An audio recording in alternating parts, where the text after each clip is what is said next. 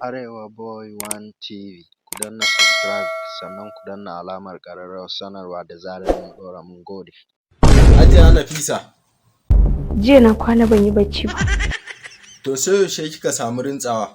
Sai ketowar alfijir na samu na rintsa. Sabida me? Tabbas idan har aka ce ni ba diyar Matawalla ba ce. Ke ba diyar Matawalla ba ce ba. To menene amfanin rayuwa? Me za ki ce? Idan wannan burin namu ya cika. Gaskiya ne.